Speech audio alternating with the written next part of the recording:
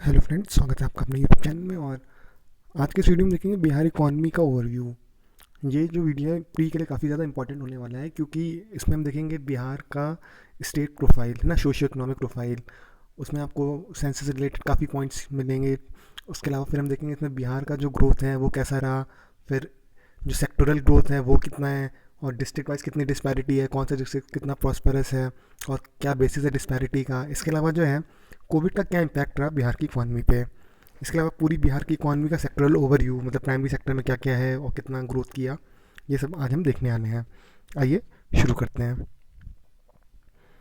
देखिए, अगर जीएसडीपी की बात करें तो बिहार जो है 2019-20 में 10.5% से ग्रो किया है। और अगर इंडियन इकॉनमी की बात करें तो वो केवल 4.2%, दोगुने से भी ज़्यादा। और इसमें जो है सबसे इम्पोर्टेंट कंट्रीब्यूटर जो था वो था टर्शरी सेक्टर। ये केवल एब्स्ट्रैक्ट है कि आगे हम क्या क्या देखने आने हैं। और इसकी वजह से जो है हमारा जो स्ट्रक्चरल कॉम्पोजिशन है बिहार इकॉनमी का वो भी चेंज हुआ है। शेयर जो है प्राइमरी सेक्टर का वो डिक्रीज कर रहा है, सेकेंडरी सेक्टर का ऑलमोस्ट सेम है, हल्का सा बड़ा है, और टर्शरी सेक्टर का काफ़ी ज़्यादा इंक्रीज़ किया गया है। इससे पता ये चलता है कि जो हमारा अर्बन इकॉनमी है वो फास्टर ग्रो कर रही है। देखिए, सेक्टर इकॉनमी के दो तीन तरीके होते हैं, प्राइमरी, सेकेंडरी और टर्शरी। प्राइमरी जितना भी लैंड रिलेटेड वर्क है ना, वो आ जाएगा। एग्रीकल्चर हो गया, लाइफ स्टॉक क्लियरिंग हो गया, मैंने क्वेयरिंग हो गया, माइनिंग हो गया, ये सब हो गया। सेकेंडरी में आ जाएगा आपका इंडस्ट्रियल रिलेटेड। और टर्शरी जो होता है वो होता है आपका सर्विस। और जो है सेकेंडरी और टर्शरी सेक्टर जो है वो आपका मेजर जो है अर्बन एरियाज में फैला रहता है, जैसे टूरिज़्म हो गया। इसके अलावा जो बैंकिंग सेक्टर होगा, सर्विस इकॉनमी होगी, इंडस्ट्रीज़ भी हो गई। तो जो हमारा जो है स्ट्रक्चर कंपोजिशन बिहार इकॉनमी का जो चेंज हो रहा है, किसकी वजह से? जो हमारा टर्शरी सेक्टर बहुत ज़्यादा कंट्रीब्यूट कर रहा है हमारी ग्रोथ में। इसका मतलब यह है कि हमारी जो अर्बन इकॉनमी है वो काफ़ी अच्छी तरीके से ग्रो कर रही है, क्योंकि अर्बन एरियाज़ में ही जो लोकेशन है सेकेंडरी और टर्शरी सेक्टर्स का। लेकिन ये जो फिनोमेना है इसमें जो है अर्बन एरिया में ग्रोथ तो हो रहा है, लेकिन पीपल का मूवमेंट नहीं हुआ है रूरल एरिया से अर्बन एरियाज। इसकी वजह से क्या हमारी रूरल इकॉनमी जो है वो स्ट्रेस में है। तो ये सब ध्यान देने वाली बात नहीं। ये तो एब्स्ट्रैक्ट था पूरे चैप्टर का, लेकिन इसमें भी बहुत सारी चीज़ें हैं जो हमारे प्री और मेंस दोनों में काफ़ी काम आने वाली हैं। आइए देखते हैं। देखिए, जो ग्रोथ प्रोसेस थी बिहार की वो एक डिकेड पहले से शुरू हुई थी। ये बेसिकली अपनी गवर्नमेंट को बताना चाह रहे हैं कि नीतीश कुमार गवर्नमेंट जो है वही ग्रोथ लेकर के आए हैं, और ये आज तक चल रही है। हमारे स्टेट ने काफ़ी स्टेगनेशन सफ़र किया और परपीचुअल बैकवर्डनेस रही, है ना। इस वजह से जो है अभी हमारे में नई होप है, नई एस्पिरेशन है कि हम और अच्छे से डेवलप करें। और गवर्नमेंट का एजेंडा क्या है? डेवलपमेंट का ही एजेंडा है। और वो डेवलपमेंट कैसा हो? स्पीडी हो और इंक्लूसिव हो, है ना। हम तेज़ी से ग्रो करें और प्लस सबको लेके ग्रो करें। सबका साथ सबका विकास। अब इसके लिए क्या है, एडमिनिस्ट्रेटिव मशीनरी को हमें स्ट्रेंथन करने की ज़रूरत है ना। और बहुत सारे इंस्टीट्यूशनल रिफॉर्म्स की ज़रूरत है जो कि गवर्नमेंट ला रही है। इसी तरह जो है लॉन्ग टर्म के लिए स्टेबल ग्रोथ प्रोसेस शुरू हो चुकी है। गवर्नमेंट ने 7 रिजॉल्व लाए, 7 निश्चय, है ना, 2016-17 से चल रहे हैं ये। इस पर हमारा 7 रिजॉल्व पार्ट 1 पार्ट 2 दोनों के वीडियो बने हुए हैं। जो 7 निश्चय हैं आप ज़रूर देखिएगा, उससे आपको मेंस में आंसर लिखने में बहुत मदद मिलेगी। इसमें एम क्या था? जो 7 रिजॉल्व का जो पहला 7 रिजॉल्व था उसमें था कि यंग जनरेशन को हमें सेल्फ रिलायंट मतलब आत्मनिर्भर बनाना है। कैसे? एजुकेशन दे करके, स्किल दे करके, उन्हें एजुकेशन लोन दे करके। इसके अलावा हर विलेज को इलेक्ट्रिसिटी, सब हर घर नल का जल, मतलब pipe water supply to every family. Sir घर तक पक्की सड़क और नालियाँ, रोड एंड ड्रेनेज सिस्टम हर हैबिटेशन में। ठीक है, ये 7 रिजॉल्व थे। इसी वजह से जो है हमारी जो रियल जीएसडीपी रही बिहार की वो 10.5% रही, जो कि इंडियन इकॉनमी जो है वो 4.2% से ग्रो कर रही है हमारी जीडीपी इंडियन इकॉनमी की, और बिहार स्टेट जीडीपी 10.5% से। देखिए, प्राइमरी सेक्टर जो था वो केवल 3.6% से ग्रो किया, और बहुत ही मार्जिनल ग्रोथ है ये। और इंडिया का प्राइमरी सेक्टर वो इसी पीरियड में 3.9% से ग्रो किया। लेकिन अगर हम सेकेंडरी और टर्शरी सेक्टर की बात करें तो बहुत ही ज़्यादा है इंडिया के कंपैरिजन। ठीक है, ये इंपॉर्टेंट बात है, अगर बहुत तगड़ा क्वेश्चन बनेगा तो उसमें पूछ सकते हैं कि प्राइमरी, सेकेंडरी और टर्शरी तीनों ही सेक्टर में बिहार की जो स्टेट जीडीपी की ग्रोथ है वो इंडियन जीडीपी ग्रोथ से ज़्यादा है। तो ऐसा कहना गलत होगा। प्राइमरी सेक्टर में बिहार की जो है ग्रोथ रेट इंडिया के कंपैरिजन कम है। देखिए, स्टेट जो है FRBM एक्ट को अच्छी तरीके से अडर कर रहा है। हमने देखा था ना कि हमारे यहाँ रेवेन्यू सरप्लस है। बजट का भी वीडियो आप देख चुके होंगे, और जो इकोनॉमिक सर्वे का जो हमने वीडियो बना रखा है वो पूरे ही सारे चैप्टर्स का समरी है। ये चैप्टर 1 हम शुरू कर रहे हैं। हम मेन चैप्टर सारे आपके कवर करेंगे। हमारा बजट जो है रेवेन्यू सरप्लस है, और ग्रोथ ट्रेंड जो है, देखिए 2021 में थोड़ा सी रिवर्स होगी, क्योंकि हमारी जो कोविड-19 पैंडेमिक था उसमें काफ़ी टाइम लॉकडाउन रहा। उसकी वजह से ये जो ग्रोथ हमारा जो बढ़ रहा था 10% या डबल डिजिट ग्रोथ चल रही थी, तो थोड़ा तो उसमें झटका लगेगा ही। अब देखिए इम्पॉर्टेंट चैलेंजेस क्या हैं और जो हमने फेस किए कोविड-19 के दौरान। हमने स्टेट असेंबली इलेक्शन कराया अक्टूबर-नवंबर में, है ना। इसके पूरी गाइडलाइन दी गई, है ना। सारे सेफ्टी नॉर्म्स को कंप्लाई किया गया। इसके अलावा जो डायरेक्टर इन चीफ जो थे डिजीज़ कंट्रोल को, उनको नोडल हेल्थ ऑफिसर हर पूरे स्टेट का बना दिया, प्लस जो सिविल सर्जन कम CMO थे उन्हें डिस्ट्रिक्ट लेवल का नोडल ऑफिसर बना दिया, नोडल हेल्थ ऑफिसर। इसके अलावा जो है Bihar medical services and infrastructure corporation limited को बोला गया कि आप जो है प्रोक्योर करें, पैकेजिंग करें मटेरियल की, और सारी सेफ्टी मेजर्स के साथ। इसी वजह से असेंबली इलेक्शन के बाद बहुत ज़्यादा कोविड केसेस में बढ़ा नहीं दिखा हमें, क्योंकि हमने अच्छी सी प्रिपरेशन की। हमारी एडमिनिस्ट्रेटिव मशीनरी ने काफ़ी अच्छा काम किया। आते हैं सोशियो इकोनॉमिक प्रोफाइल देखते हैं स्टेट की। इसमें प्री के लिए बहुत इंपॉर्टेंट है, इसे बहुत ध्यान से पढ़िएगा और लिख भी लीजिएगा। देखिए 2011 सेंसस में बिहार की पॉपुलेशन थी 104.1 मिलियन, ठीक है, जो कि इंडियन पॉपुलेशन का 8.6% है। और डिकेडल ग्रोथ रेट जो थी बिहार की 2001 से 2011 के बीच में होती 25.1%, और इंडिया की बात करें तो केवल 17.6% थी। और मज़े की बात यह है कि बिहार को अभी भी डेमोग्राफिक ट्रांजिशन अभी येट टू एक्सपीरियंस, मतलब अभी भी एक्सपीरियंस करना है, मतलब अभी आगे फ्यूचर में हमारा डेमोग्राफिक डिविडेंड बढ़ेगा। और इसी वजह से हमें क्या अपने सोशो इकोनॉमिक वेरी सबको पार करते हुए अपने ग्रोथ, पॉपुलेशन ग्रोथ के साथ डेवलपमेंट को भी देखना है अपने स्टेट के। अब डेंसिटी की बात करें तो बिहार की डेंसिटी क्या है, 1106 पर्सन पर स्क्वायर किलोमीटर, जो कि इंडिया में हाईएस्ट है, और इंडिया की केवल 382 है। ये सब हम 2011 सेंसस की बात कर रहे हैं, क्योंकि 2021 सेंसस की रिपोर्ट अभी आई नहीं है और अभी चल ही रहा है, और 2022-23 तक रिपोर्ट आएगी, तब तक इसी से क्वेश्चन बनेंगे। और इसी वजह से जो है हमारा डेवलपमेंट में बहुत लंबा चैलेंज, क्योंकि हमारी पॉपुलेशन डेंसिटी प्लस पॉपुलेशन काफ़ी ज़्यादा है। अर्बनाइजेशन हमारे यहाँ काफ़ी लो है, जो केवल 11.3% है, और इंडिया की बात करें तो उसका 1/3 है। इंडिया में 31.2% है। इसका मतलब यह है कि लगभग 90% हमारे जो पॉपुलेशन है वो गांव में रह रही है, रूरल एरियाज़ में रह रही है। और जो डिकेडल इंक्रीज़ होता है अर्बनाइजेशन में, तो 10 साल में भी जो हमने इंक्रीज़ किया अर्बनाइजेशन में 1% का भी नहीं था, केवल 0.8% का था। मतलब नॉट इवन 1% हम अर्बनाइज हुए 10 साल में। तो सोच लीजिए हर साल में कितना हो रहे होंगे, 0.08। इंडिया में यही परसेंट रहा डिकेडल ग्रोथ का, 3.4%। अब बात कर लेते हैं सेक्स रेशियो की।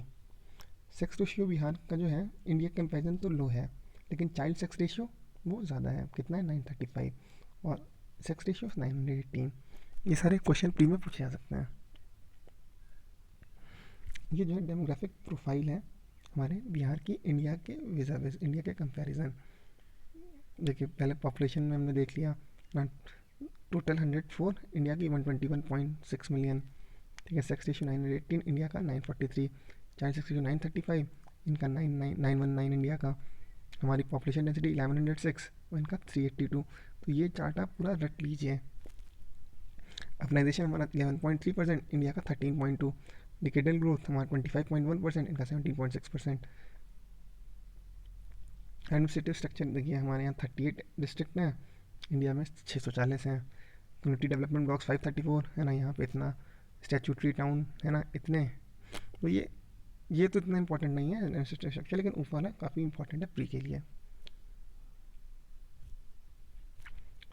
अब अगर हम डिकेडल ग्रोथ की बात करें पॉपुलेशन की, तो जो सबसे बढ़िया डिस्ट्रिक्ट रहे परफॉर्मिंग में वो थे अरवल, गोपालगंज और दरभंगा।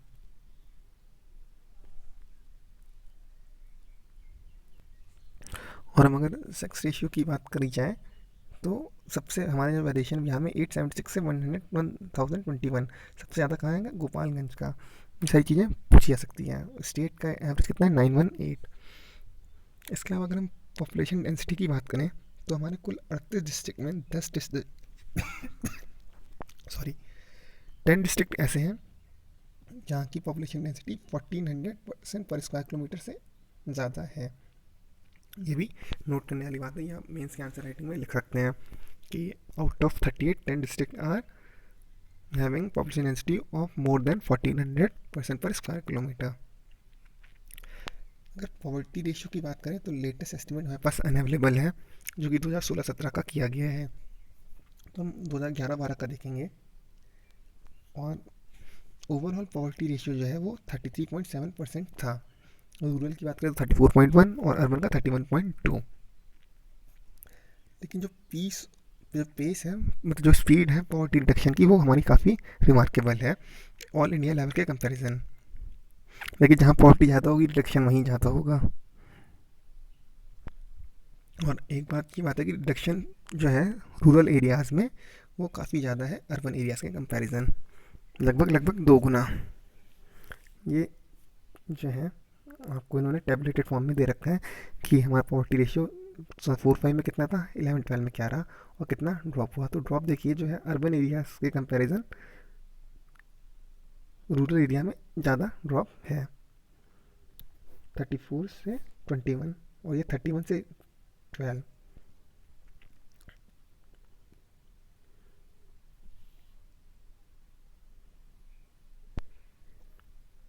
ये मंथली पर कैपिटा एक्सपेंडिचर है। अब देखते हैं हमारी इकॉनमी ने कितना ग्रोथ किया। जो CSO के लेटेस्ट फिगर हैं, उसमें बिहार की GSDP जो है 6.1 लाख करोड़ करेंट प्राइस पे है ना, और कांस्टेंट प्राइस पे 4.1 लाख करोड़। और इसी तरह नेट SDP देख लिया इन्होंने, जो ग्रोथ रेट थी हमारी 10.5% थी 2019-20 में, और 18-19 में जो थी वो 9.3% थी। तो हमारी ग्रोथ अप्रिशिएबल रही 19-20 के लिए। इसमें क्या है, टर्शरी सेक्टर सबसे ज़्यादा योगदान रहा, और इसमें भी टर्शरी सेक्टर में भी 8.5% से ग्रो किया, जबकि प्राइमरी और सेकेंडरी सेक्टर 3.6 और 8.2% से ही ग्रो कर पाए। ये कंपैरिजन दे रखा है टेबलेटेड फॉर्म में। इससे अगर आप अपना अगर आंसर बनाते हैं तो बहुत आपको मार्क्स फेच करेंगे। देखिए अगर पर कैपिटा GSDP की बात की जाए, वो स्लाइटली कम थी बिहार की इंडिया के कंपैरिजन, उसकी ग्रोथ रेट। जो पर कैपिटा GDSP बढ़ रही है वो काफ़ी कम है, हमारे बिहार की काफ़ी कम मतलब रेट से बढ़ी इंडिया के कंपैरिजन। और देखते हैं इंटरेस्ट रेट कंपैरिजन। देखिए CSO जो है वो पर कैपिटा NSDP पब्लिश करता है, ठीक है। तो जो हाईएस्ट पर कैपिटा NSDP थी वो हरियाणा की थी, लगभग 1.8 लाख। और अगर बिहार की बात करें और बिहार के रेशियो देखें हम, बिहार का पर कैपिटा NSDP और per capita NSDP for entire country, तो ये जो है 31% के अराउंड हमेशा कांस्टेंट ही रहा है, मतलब कुछ खास बढ़ा नहीं है। इसका एक रीज़न ये भी है कि हमारी जो पॉपुलेशन ग्रोथ रेट है वो भी काफ़ी ज़्यादा बढ़ती गई है। ये यहीं पे हमने दिखाया है, ठीक है, हमारा कितना NSDP रहा। सेक्टरल ग्रोथ रेट देख लेते हैं कि हमारे एग्रीकल्चर सेक्टर में था कितना ग्रोथ रहा। प्राइमरी सेक्टर में एग्रीकल्चर, फॉरेस्ट्री, फिशरीज, ये क्या है, डिक्लाइन कर रहे हैं ग्रोथ। और 2019-20 में भी इन्होंने कोई कुछ खास ग्रोथ लगभग ना के बराबर ग्रोथ रिकॉर्ड की एग्रीकल्चर, फॉरेस्ट्री और फिशरीज़ में। लेकिन जो लाइफ स्टॉक सेक्टर है उसमें ठीक ठाक ग्रोथ लगभग 8% की मिली बिहार को। तो अगर सेकेंडरी सेक्टर की बात करें तो उसमें फ्लक्चुएटिंग ग्रोथ रेट रही, लगभग 4.8 से 14.3% के बीच में। इसमें 2 सब सेक्टर थे सेकेंडरी सेक्टर में जिन्होंने अच्छा खासा ग्रोथ रेट ऑब्जर्व किया, वो था EGWS और कंस्ट्रक्शन। देखिए electricity, gas, water supply and other utility services और कंस्ट्रक्शन। EGWS ने 20.3% की ग्रोथ रेट की, कंस्ट्रक्शन ने 11.4 की। अब टर्शरी सेक्टर की बात करें, सबसे ज़्यादा ग्रोथ टर्शरी सेक्टर की ही रही, और इसमें जो है 3 सब सेक्टर थे जिन्होंने बहुत अच्छी डबल डिजिट ग्रोथ अर्ज की। उसमें थी road transport, service related to transport और पब्लिक एडमिनिस्ट्रेशन। ये वही सब दे रखा है। देखिए सारे सेक्टर सब सेक्टर दे रखे हैं। देखिए प्राइमरी सेक्टर में क्या क्या आ जाए, crop, livestock, forestry, logging, fishing, mining, quarrying. फिर सेकेंडरी में देख लीजिए मैन्युफैक्चरिंग, EWS और कंस्ट्रक्शन। फिर टर्शरी में देख लीजिए hotel, trade, repair, railway, transport, water transport, सारे ट्रांसपोर्ट आ जाएंगे, सर्विसेज, स्टोरेज। ये सेक्टरल ग्राफ बना रखा है, ये आप बना लेंगे। कॉन्स्टेंट प्राइस और करेंट प्राइस पे अपना क्या है GSVA स्टेट का।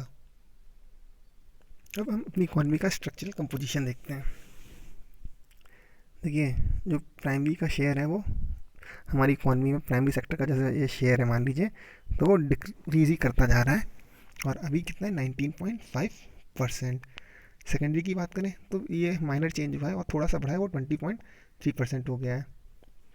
टर्शरी सेक्टर रिमार्केबल इंक्रीज़ है, पहले वो 57.3% था 2013-14 में, अब कितना है 60%।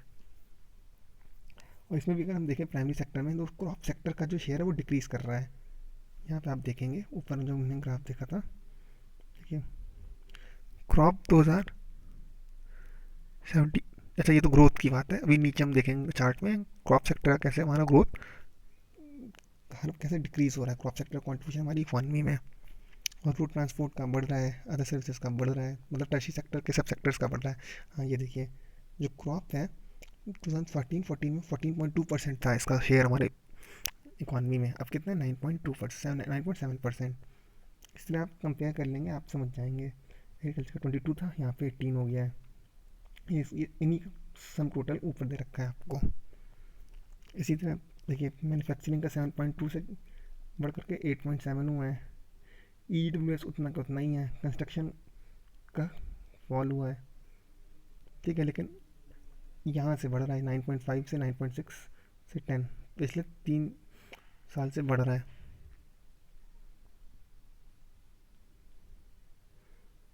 देखिए जो रूरल इकॉनमी का शेयर है वो डिक्रीज़ कर रहा है। स्ट्रक्चरल चेंज से ये हमें क्योंकि देखिए सेकेंडरी और टर्शरी सेक्टर जो है वो ग्रो कर रहे हैं, है ना, उनका शेयर इकॉनमी में, और प्राइमरी सेक्टर का शेयर डिक्रीज़ कर रहा है। इससे यही मतलब है कि रूरल इकॉनमी का शेयर जो है वो कम हो रहा है और अर्बन इकॉनमी का बढ़ रहा है। लेकिन क्योंकि मूवमेंट ऑफ पीपल रूरल से अर्बन एरिया नहीं हो रहा है, इसलिए हमारा रूरल इकॉनमी प्रेशर बहुत ज़्यादा है। अब हम डिस्ट्रिक्ट वाइड डिस्पैरिटी देख लेते हैं, ये भी काफ़ी इंपॉर्टेंट है, प्री में पूछा जा सकता है। देखिए की इंडिकेटर क्या है, वो तो हो गया पर कैपिटा GDP। इसके अलावा भी कई इंडिकेटर्स हैं, आगे हम देखेंगे। इनके हिसाब से 3 मोस्ट प्रॉस्परस डिस्ट्रिक्ट हैं, पटना, बेगूसराय और मुंगेर। ठीक है, पटना, बेगूसराय और मुंगेर, BMP है ना, जिसमें पटना सबसे ऊपर आ जाएगा, पटना, बेगूसराय और मुंगेर। और अगर हम लीस्ट या मोस्ट इम्पोर्टाइज डिस्ट्रिक्ट की बात करें या लीस्ट प्रॉस्परस की बात करें, उसमें किशनगंज, अररिया और Sheohar, Kashmir administrative service KAS, है ना, किशनगंज, अररिया और शिवहर। और ये से देखने वाली बात है कि जितने भी प्रॉस्परस डिस्ट्रिक्ट हैं उसमें बेगूसराय को छोड़ दिया जाए तो सारे ही साउथ बिहार में हैं। हमारे जैसे मान लीजिए बिहार है, तो हमारा जो साउथ बिहार है वो ज़्यादा प्रॉस्परस है in comparison to north Bihar, है ना। इससे बहुत सारे रीज़न है, बहुत सारी यहाँ पे रिवर है ना, फ्लड प्रोन है, इवन कभी कभी ड्रॉट भी आ जाता है, ये सारे रीज़न है। इसमें देखिए टॉप 3 डिस्ट्रिक्ट है ना। अच्छा रिलेटिविटी प्रॉस्परस या बैकवर्डनेस देखिए, एलपीजी का कंजम्पशन, पेट्रोल का कंजम्पशन, इससे भी देखा जा सकता है। इसके अलावा स्मॉल सेविंग कितनी है, कहाँ पे है, इससे भी हम देख सकते हैं कि वो कितना प्रॉस्परस है कोई भी डिस्ट्रिक्ट। इकोनॉमिक डिस्पैरिटी का एक्सटेंट जो है हम कंजम्पशन ऑफ पेट्रोलियम प्रोडक्ट, है ना, इनसे भी देख सकते हैं। तो इस हिसाब से पटना, मुजफ्फरपुर, वैशाली जो है वो प्रॉस्परस हैं, और लखीसराय, बांका, शिवहर लीस्ट प्रॉस्परस है, मोस्ट इम्प्रोराइज है। चलिए इतना इंपॉर्टेंट नहीं है। Same goes with per capita small saving, है ना, वो देख लीजिए कौन कितने ज़्यादा रिलेटिवली डेवलप है। इसमें इतना कुछ खास इंपॉर्टेंट है नहीं स्मॉल सेविंग का। अब देख लेते हैं हमारे क्या इन्फ्लेशन रहा। देखिए CSO ने जो है 2012 को बेस ईयर ले रखा है ना, वो WPI और CPI पब्लिश करती है, लेकिन WPI जो इंडिया एज अ होल का पब्लिश करती है, CPI स्टेट वाइज मिल जाएगा आपको, उसमें भी रूरल और अर्बन एरियाज़ का। बिहार स्टेट का इन्होंने दे रखा है। हम बिहार का देख लेते हैं। इन्फ्लेशन रेट कितना थी हमारी रूरल में, 9.36, अर्बन में 12.25 एंड ओवरऑल 9.8। देखिए CPI जो है रजिस्टर किया हाई इन्फ्लेशन रेट, क्योंकि और दोनों के लिए ही, रूरल और अर्बन दोनों के लिए ही। इंडिया के लिए ये 7.2 था, लेकिन बिहार के 9.4 था रूरल एरियाज़ में। और अर्बन एरियाज़ की बात करें तो बिहार के लिए 12.2 था, इंडिया के लिए 6.7, जो ऊपर चार्ट में दे रखा है भाई, ये यहाँ पे दे रखा है। अब देख लेते हैं जो मेंस के लिए सबसे इंपॉर्टेंट रहेगा, वो रहेगा हमारा इम्पैक्ट ऑफ कोविड। देखिए कोविड से क्या ग्रोथ रेट हमारा प्रिडिक्ट करना बहुत मुश्किल हो गया है, कोई स्टैंडर्ड मेथोडोलॉजी हमारे पास नहीं है। उसमें हम केवल अजम्पशन कर सकते हैं, है ना, कि हमारा प्रोडक्शन लेवल में रिडक्शन हुआ ही होगा, क्योंकि भैया पहला क्वार्टर जो था लगभग बंद ही था लॉकडाउन की वजह से। और इसमें इसकी वजह से जो है रिस्ट्रिक्शन थी लॉकडाउन में, तो कोई प्रोडक्शन हो नहीं पाया। और डिमांड में भी रिडक्शन रहा, क्योंकि इंडस्ट्री वगैरह चली नहीं, लोग घर में ही थे। तो नेगेटिव इम्पैक्ट, लेकिन ये यूनिफॉर्म नहीं रहा होगा हर सेक्टर में, मतलब एक ही जैसा नेगेटिव इम्पैक्ट नहीं होगा, किसी में लो होगा, किसी में मीडियम होगा, किसी में हाई होगा इम्पैक्ट। तो इसी तरह क्लासीफाई करते हैं हम लोग लो, मीडियम और हाई इम्पैक्ट पे। ये स्कोरिंग कर दी गई है कि अगर मान लीजिए अगर स्कोर 1 है तो लो इम्पैक्ट है, 2 है तो मीडियम है, 3 है तो हाई इम्पैक्ट है। तो इसी तरह 21 सेक्टर जो है बिहार के, उसको हमने 3 ग्रुप में कर दिया है, लो, मीडियम और हाई इम्पैक्ट सेक्टर। आइए देखते हैं। तो लो इम्पैक्ट सेक्टर जो ग्रुप था, उसमें crop, livestock, forestry, logging, EGWS, storage, public administration. देखिए पहला जो 3 थे, crop, livestock, forestry and logging, है ना, इनमें कुछ खास असर नहीं पड़ा लॉकडाउन का, क्योंकि किसानों को बोलेगा तो आप काम कर सकते हैं ना। और इनमें अब भैया खेती किसानी में डिमांड कैसे कम हो जाएगी, क्योंकि खाना तो लोग खाएंगे ही, इसलिए जो है इसे लो इम्पैक्ट में रखा गया। और अगर हम EGWS, storage and public administration को देखें, तो कहीं ना कहीं ये एसेंशियल सर्विसेज में आते हैं, गैस हो गया, इलेक्ट्रिसिटी हो गया, तो इसका भी काम चल ही रहा था, तो इसलिए इसमें भी हम नेगेटिव इम्पैक्ट नहीं मानेंगे। अब देखते हैं मीडियम सेक्टर में क्या क्या इम्पैक्ट रहा, किन किन सेक्टर को मीडियम इम्पैक्ट पड़ा कोविड का। देखिए fishing, trade and repair, water transport, service related to transport, communication and services to broadcasting, financial service, real estate, इन सब पर जो है मीडियम इम्पैक्ट पड़ा। अब देखिए फिशिंग एक्वाकल्चर में मीडियम इम्पैक्ट क्यों पड़ा, क्योंकि देखिए डिमांड रिड्यूस हो गई थी इन सारे प्रोडक्ट की, ठीक है। और बाकी जो भी सेक्टर है, ट्रेड हो गया, है ना, कम्युनिकेशन हो गया, ब्रॉडकास्टिंग वाला, वाटर ट्रांसपोर्ट हो गया, ये सब क्या है, सर्विस ओरिएंटेड सेक्टर है ना। और इनमें कुछ ही हैं जो एसेंशियल सर्विस भी प्रोवाइड करते हैं, इसलिए इसका इम्पैक्ट जैसे जैसे फाइनेंशियल सर्विस हो गई, और फिर आपका ब्रॉडकास्टिंग हो गई, ये सब एसेंशियल में भी आती हैं, तो इसलिए इसमें इम्पैक्ट थोड़ा मीडियम रहा। अब जो है हम देखते हैं जिन पे सबसे ज़्यादा इम्पैक्ट पड़ा वो क्या सेक्टर थे, mining, quarrying, manufacturing, construction, hotel, restaurant, railway, road transport, air transport. अब देखिए लॉकडाउन की वजह से जो है प्रोडक्शन लेवल इन सब में बिल्कुल ही नील हो गया था, है ना, और डिमांड भी इनकी ख़त्म हो गई थी। रेलवे चल नहीं रही थी, होटल बंद थे, कंस्ट्रक्शन हो नहीं रहा था कहीं, मैन्युफैक्चरिंग हो नहीं रही थी। अब इसी तरह हम अगर मान लें कि जिन में हाई इम्पैक्ट रहा, जिन सेक्टर में, उसकी -20% ग्रोथ थी, जिनमें मीडियम रहा उसमें -15%, और जिनमें लो इम्पैक्ट उसमें -10% ग्रोथ रही, तो ओवरऑल अगर हम निकालें पहले क्वार्टर का हमारा क्या मतलब नुकसान हुआ, तो -15% आएगा बिहार के लिए। और ये -15% भी एक बहुत बड़ा लॉस है, सब्सटेंशियल लॉस है। और ये बहुत ही कंजर्वेटिव हमारा एस्टिमेट है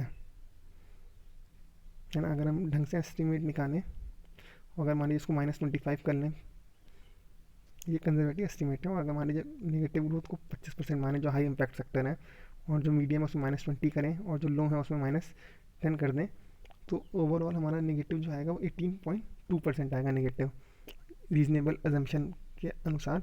जो पहला क्वार्टर था फाइनेंशियल ईयर का, उसमें बिहार इकॉनमी जो है -18.2% से ग्रो की या कॉन्ट्रैक्ट की। और ये बिहार जैसे स्टेट के बहुत ही बड़ा मतलब फिगर है कंस्ट्रक्शन का। तो ये पहला चैप्टर यहाँ ख़त्म हो जाता है। अब हम नेक्स्ट वीडियो में हम नेक्स्ट चैप्टर देखेंगे। आपको वीडियो कैसे लगा प्लीज़ कमेंट करके बताइए। Thank you.